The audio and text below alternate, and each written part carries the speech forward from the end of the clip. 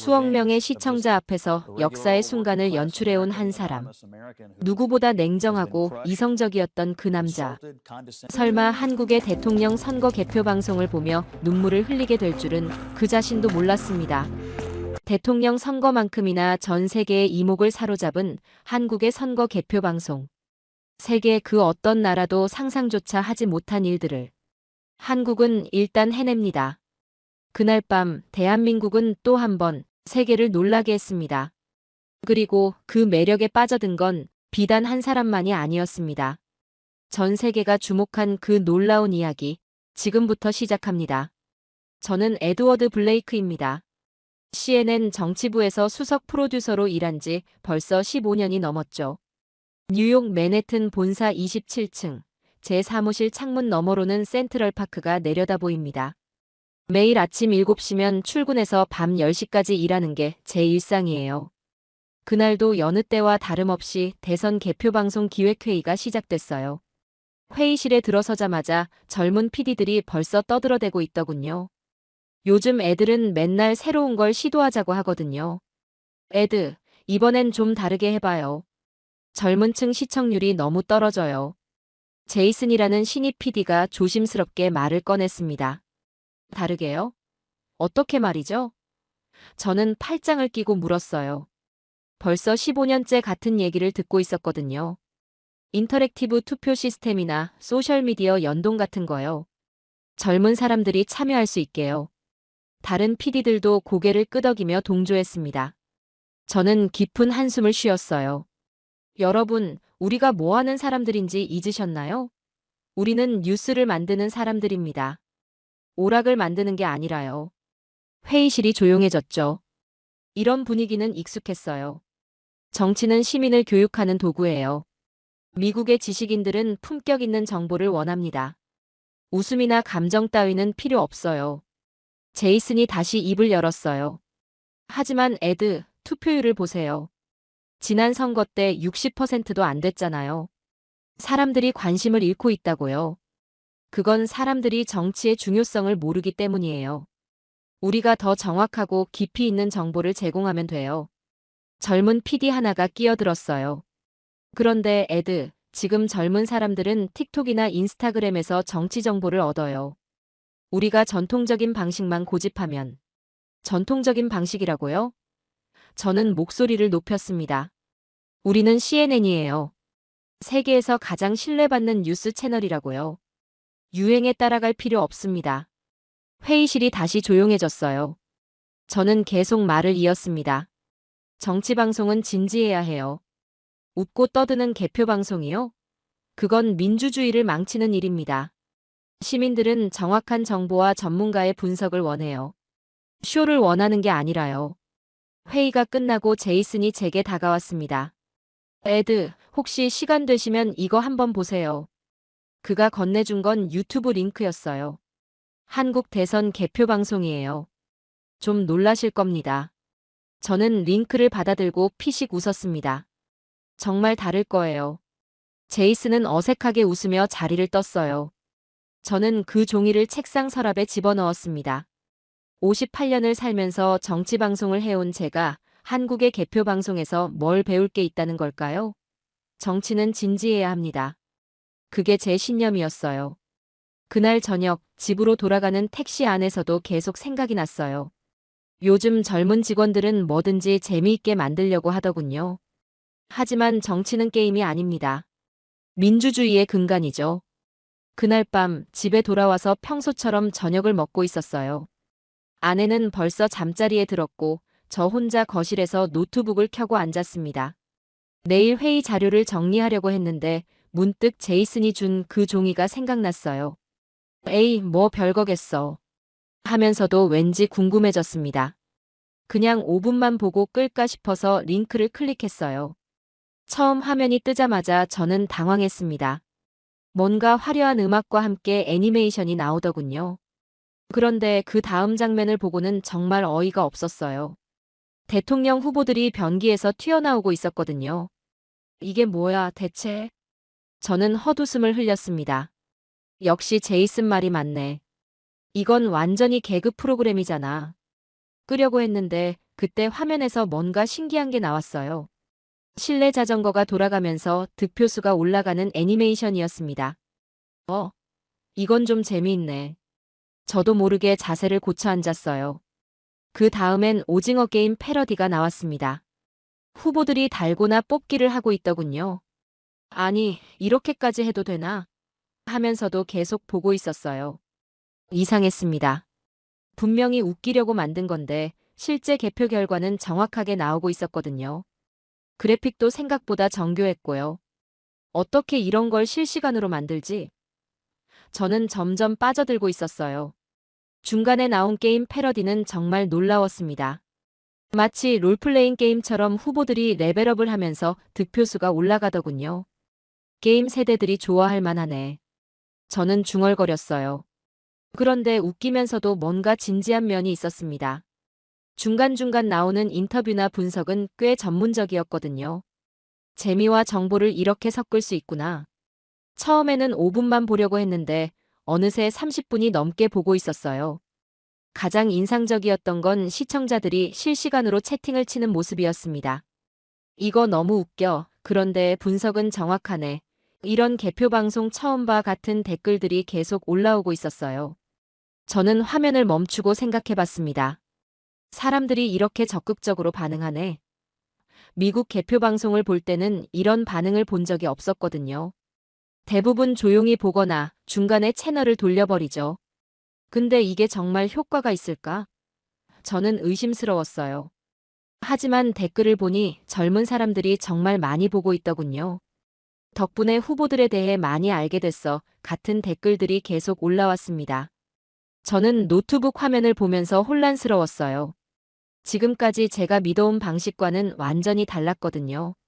정치는 진지해야 한다고 생각했는데 이 사람들은 웃으면서도 진지하게 참여하고 있었습니다.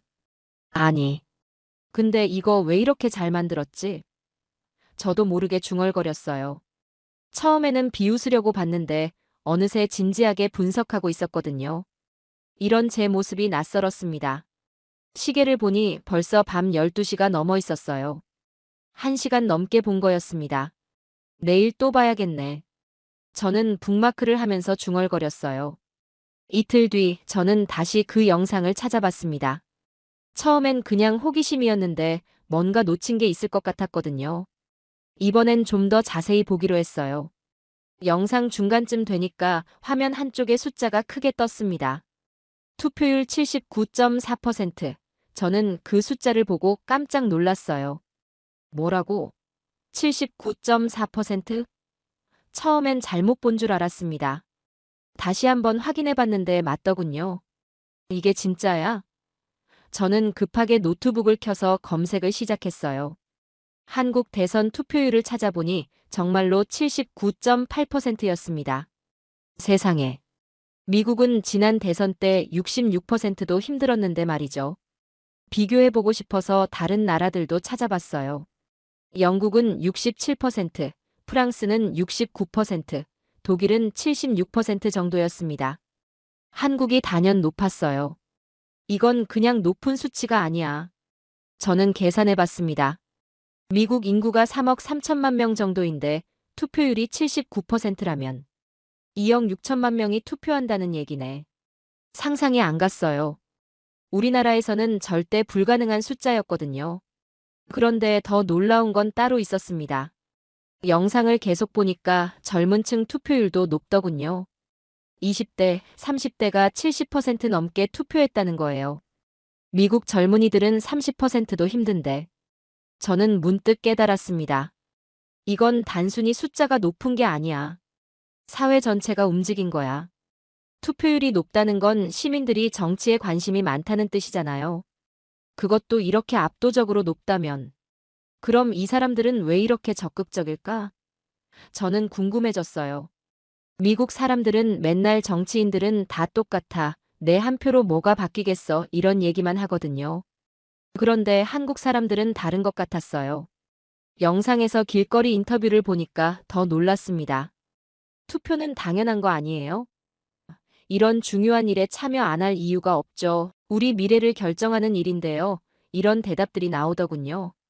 미국에서는 듣기 힘든 얘기였어요. 저는 다시 계산해 봤습니다. 79.4%라는 건 100명 중 79명이 투표했다는 뜻이에요. 거의 80명이야. 이건 정말 대단한 수치였습니다. 특별한 캠페인이나 강제가 있었던 것도 아닌데 말이죠. 그때 문득 든 생각이 있었어요. 혹시 이 높은 투표율이 저 개표 방송과 관련이 있을까? 사람들이 정치에 더 관심을 갖게 만드는 뭔가가 있는 건 아닐까 싶었거든요. 영상 댓글을 다시 보니까 이런 게 있더군요. 개표 방송이 기대돼서 꼭 투표하고 봐야겠어요. 결과가 궁금해서 일찍 투표하고 기다렸네요. 이렇게 하니까 정치가 친근해졌어요. 같은 댓글들이요. 저는 점점 혼란스러워졌어요. 지금까지는 정치는 진지해야 하고 재미있게 만들면 사람들이 가볍게 생각한다고 믿었거든요.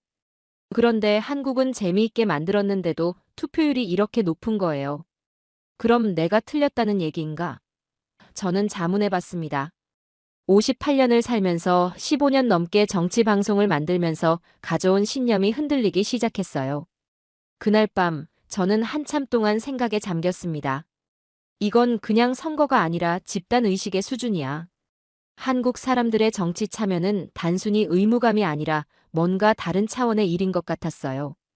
79.4%. 그 숫자가 계속 머릿속에 맴돌았습니다. 그 다음 날 저는 한국 개표 시스템에 대해 더 자세히 알아보기 시작했습니다. 79.4%라는 투표율도 놀라웠지만 또 다른 충격이 기다리고 있었거든요. 아니, 근데 저 많은 투표를 어떻게 이렇게 빨리 집계하지? 영상을 다시 보니까 개표 속도가 말이 안 됐어요. 저녁 8시에 투표가 끝나고 밤 12시 전에 당선자가 결정되더군요.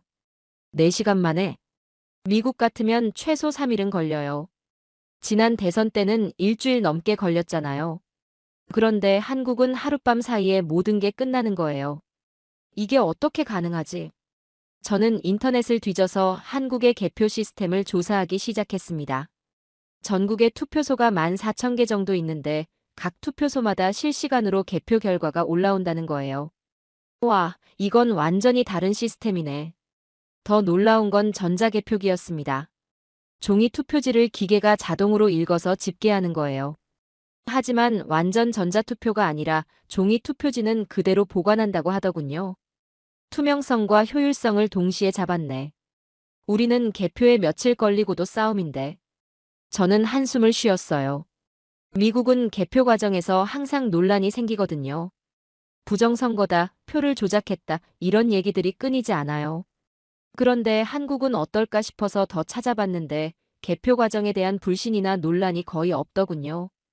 어떻게 이런 일이 가능하지? 저는 정말 궁금했어요. 알고 보니 개표 과정을 모두 공개한다는 거예요.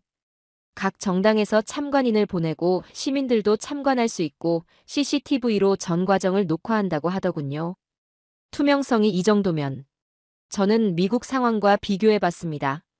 우리는 각 주마다 다른 시스템을 쓰거든요. 어떤 곳은 전자투표, 어떤 곳은 종이투표, 또 어떤 곳은 우편투표. 통일성이 없으니까 문제가 생기는 거야. 그런데 한국은 전국이 똑같은 시스템을 써요. 똑같은 투표용지, 똑같은 개표기, 똑같은 절차. 이러니까 신속하고 정확할 수밖에 없지. 더 인상적이었던 건 방송과의 연동이었어요. 개표 결과가 실시간으로 방송사에 전달되어서 그걸 바탕으로 실시간 그래픽을 만드는 거예요. 그래서 저렇게 정교한 애니메이션이 가능했구나. 저는 문득 깨달았습니다. 이 사람들은 선거 자체에 대한 신뢰가 높은 거야. 개표 과정이 투명하고 신속하니까 결과에 대해 의심하지 않는 거죠. 승부가 나면 깔끔하게 인정하고 넘어가는 거예요. 우리와는 완전히 다른 세계네. 미국은 개표 과정에서부터 갈등이 시작되거든요.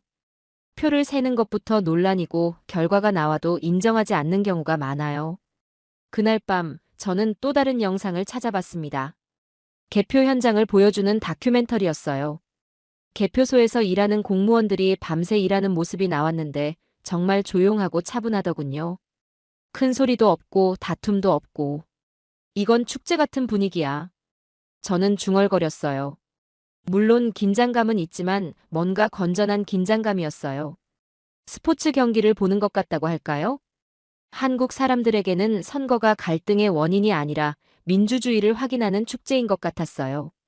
정치가 신뢰를 가질 수 있다는 걸 한국이 증명하고 있군. 저는 조용히 중얼거렸습니다. 그 순간 제가 지금까지 당연하게 생각했던 것들이 전부 무너지기 시작했어요. 다음 주말, 저는 한국의 투표 시스템에 대해 더 깊이 파보기로 했습니다. 개표 속도도 놀라웠지만 투표 과정 자체도 궁금해졌거든요. 도대체 어떻게 79%나 투표할 수 있는 거지? 자료를 찾아보니까 첫 번째 비밀이 투표소 접근성이었어요. 한국은 전국 어디든 집에서 도보로 10분 이내에 투표소가 있다는 거예요. 10분? 저는 깜짝 놀랐습니다. 미국 상황과 비교해 보니까 정말 달랐어요. 우리는 투표소 가는데 차로 30분, 1시간 걸리는 곳이 많거든요. 특히 시골 지역은 더 심해요. 그러니까 사람들이 투표하기 싫어하는 거야.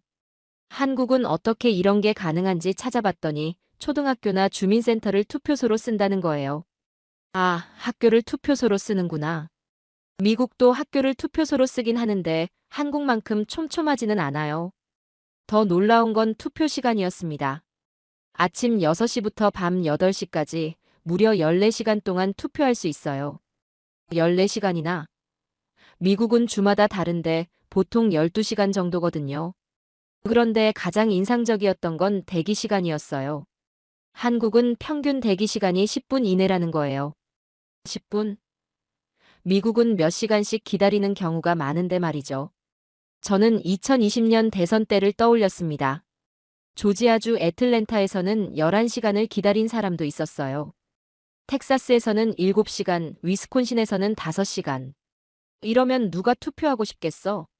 한국 상황을 더 자세히 보니까 투표소 운영도 체계적이더군요. 투표용지를 받고 기표하고 투표함에 넣는 과정이 매우 간단해요. 복잡한 절차가 없어서 빨리 처리되는 거죠. 이건 정치가 시민을 불러들이는 게 아니라 시민의 삶 속으로 들어간 거야. 저는 깨달았습니다. 미국은 투표를 어렵게 만드는 경우가 많거든요. 신분증 확인도 까다롭고 사전 등록도 복잡하고. 그런데 한국은 완전히 반대였어요. 최대한 쉽게, 최대한 편리하게 만들어 놨더군요. 우린 시민을 불편하게 만들었고 그들은 시민을 초대했군. 저는 구글맵을 켜서 제 집 주변 투표소를 찾아봤어요. 가장 가까운 곳이 차로 25분 거리였습니다. 25분이나. 한국 같으면 도보로 5분 거리에 있을 텐데 말이죠. 미국의 투표 시스템을 다시 생각해 보니까 정말 문제가 많았어요. 주마다 다른 규칙, 복잡한 절차, 긴 대기 시간, 불편한 위치. 이러면 투표율이 낮을 수밖에 없지. 특히 젊은 층이나 저소득층에게는 더 어려워요. 직장 때문에 시간 내기 어렵고 차가 없으면 투표소 가기도 힘들고 시스템 자체가 차별적이야. 한국은 어떨까 싶어서 더 찾아봤는데 사전투표 제도도 있더군요. 선거일 전에 미리 투표할 수 있는 거예요. 이것도 편리하네. 직장인들이나 여행 가는 사람들에게는 정말 좋은 제도인 것 같았어요. 저는 점점 부러워지기 시작했습니다. 왜 우리는 이렇게 못하지? 기술적으로는 충분히 가능한 일들인데 정치적 의지가 없는 것 같았어요. 그때 문득 든 생각이 있었습니다. 혹시 일부러 어렵게 만드는 건 아닐까? 투표율이 낮으면 이득을 보는 사람들이 있을 수도 있거든요. 특정 계층만 투표하게 만들려는 의도일 수도 있고요. 한국은 정말 시민을 위한 시스템을 만들었구나. 저는 감탄했습니다. 정치는 멀고 어려운 것이라는 제 생각이 완전히 바뀌기 시작했어요. 가깝고 쉬울 수도 있는 거였습니다. 한국 선거 시스템을 조사하면서 가장 흥미로웠던 건 선거 당일 여론조사 금지 조항이었습니다. 선거일 하루 전부터 개표 시작까지 무려 18시간 동안 모든 여론조사와 예측 보도가 금지된다는 거예요. 18시간 동안 아무것도 말하면 안 된다고? 저는 처음엔 이해할 수 없었어요. 실시간으로 예측하고 분석하고 전망하는 게 우리 일이었는데 자료를 더 찾아보니까 한국 언론들이 정말로 18시간 동안 입을 다물고 있더군요. 아침 6시에 투표가 시작되는데 그 전날 오후 6시부터 개표 시작인 저녁 8시까지 완전히 조용했어요. 이게 정말 지켜질까? 의심스러웠는데 실제로 그날 한국 뉴스를 보니까 놀라웠어요. 아무도 예측하지 않더군요. 누가 이길 것 같다, 현재 상황은 어떻다 이런 얘기가 전혀 없었어요. 이건 미국과 완전히 달랐습니다. 우리는 선거일 아침부터 동부 지역 출구조사 결과, 핵심 경합주 전망 이런 얘기를 계속하거든요. 심지어 트럼프 지지자들이 많이 보인다, 바이든 쪽이 우세해 보인다 같은 주관적 관측까지도 내보내죠. 한국은 대신 뭘 하고 있었냐면 투표 과정 자체에 집중하고 있었어요. 시민들이 투표하는 모습, 투표소 현장 중계, 투표 참여 독려 이런 내용들이었죠. 예측은 완전히 금지하고 참여만 독려하는 거예요. 저는 이 차이의 의미를 생각해 봤습니다. 미국은 선거를 경주나 스포츠 경기처럼 취급해요. 누가 앞서고 있나, 승부는 어떻게 될까, 이런 식으로 접근하죠. 그런데 한국은 선거를 시민의 선택 과정으로 보는 것 같았어요. 근데 이게 좋은 걸까? 문득 의문이 들었어요. 미리 결과를 예측하면 사람들이 이미 결정됐네 하고 투표를 포기할 수도 있거든요. 특히 서부 지역 사람들은 이미 동부에서 결정났네 하고 관심을 끌 수도 있고요. 한국의 18시간 침묵 제도를 더 자세히 보니까 정말 철저하더군요. 방송사뿐만 아니라 신문, 인터넷, 심지어 개인 SNS까지도 제재 대상이에요. 이 정도로 철저하게 하는구나. 저는 그 18시간 동안 한국 사람들이 뭘 했을지 궁금했어요. 예측도 없고 분석도 없고 전망도 없다면 순수하게 자신의 선택만 생각하겠네. 실제로 그날 한국의 소셜미디어를 보니까 흥미로웠어요. 정치적 예측이나 분석 대신 투표했습니다. 민주주의 축제에 참여했어요. 이런 인증샷들만 올라오더군요. 이건 완전히 다른 분위기야. 미국은 선거일 내내 갑론을 박이거든요. 누가 이길지, 언제쯤 결정 날지. 온종일 예측과 분석으로 시끄러워요. 그런데 한국은 18시간 동안 정말 조용했어요. 마치 시험 시간 같다고 할까요? 모든 정보를 차단하고 오직 자신의 판단에만 의존하는 거죠.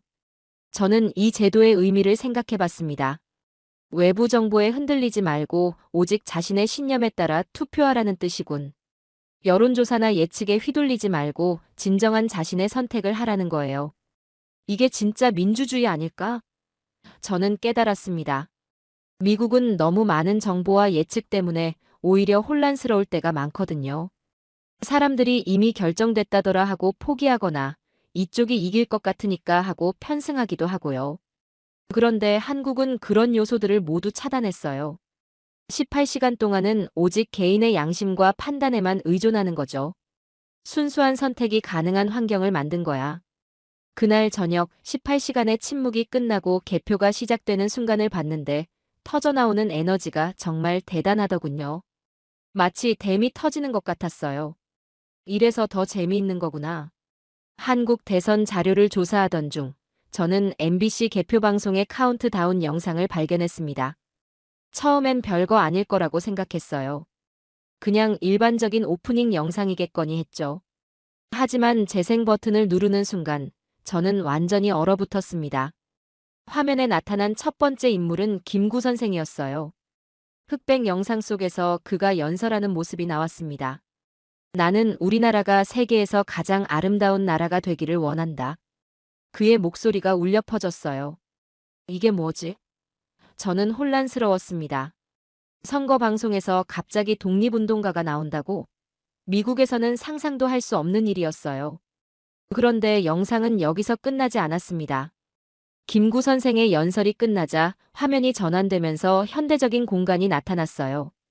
유엔 본부였습니다. 그리고 한 젊은 남성이 연단에 서 있었죠. BTS의 RM. 저는 눈을 의심했어요. K-팝 가수가 유엔에서 연설하는 장면이었습니다. 그의 영어 연설이 이어졌어요. 독립운동가와 K-팝 스타를 같은 영상에 넣는다는 게 도대체 무슨 의미인지. 하지만 영상은 또 다른 반전을 준비하고 있었어요. RM의 연설이 끝나자 화면에 아카데미 시상식 무대가 나타났습니다. 아카데미 트로피를 높게 치켜드는 봉준호 감독의 모습이었죠. 기생충이 아카데미상을 받은 그 장면. 저는 완전히 당황했습니다. 선거 방송에서 영화 감독까지 나온다니. 그 이외에도 한국의 역사와 현대를 대표하는 인물들이 교차돼서 나타났어요. 과거, 현재, 그리고 미래로 이어지는 우리의 이야기. 그리고 개표 방송이 시작된다는 메시지와 함께 카운트다운이 시작됐습니다. 저는 한동안 말을 잇지 못했습니다. 이 3분짜리 영상이 전하는 메시지를 이해하려고 애썼거든요. 이들의 공통점은 뭘까? 문득 깨달았습니다.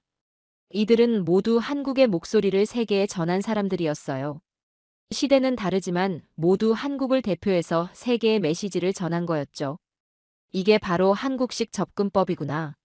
저는 감탄했습니다. 단순히 선거 결과만 다루는 게 아니라 선거를 더 큰 역사의 흐름 속에서 바라보는 거였어요.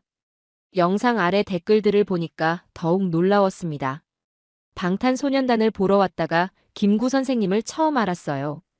저도 이런 나라를 만들고 싶어요. 저는 조용히 화면을 멈췄습니다. 그 댓글이 모든 걸 설명해주고 있었거든요. 이것이 바로 한국이 만든 기적이었어요. 미국에서는 절대 불가능한 일이었습니다. 정치와 문화를 이렇게 자연스럽게 연결하는 건 상상도 할 수 없었어요.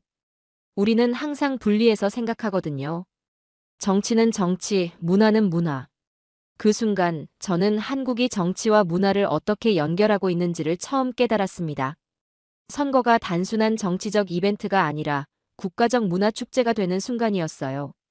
이래서 79%가 가능했구나. 저는 중얼거렸습니다. 정치를 딱딱한 의무가 아니라 자신들의 문화와 역사의 연장선에서 바라보게 만든 거였어요.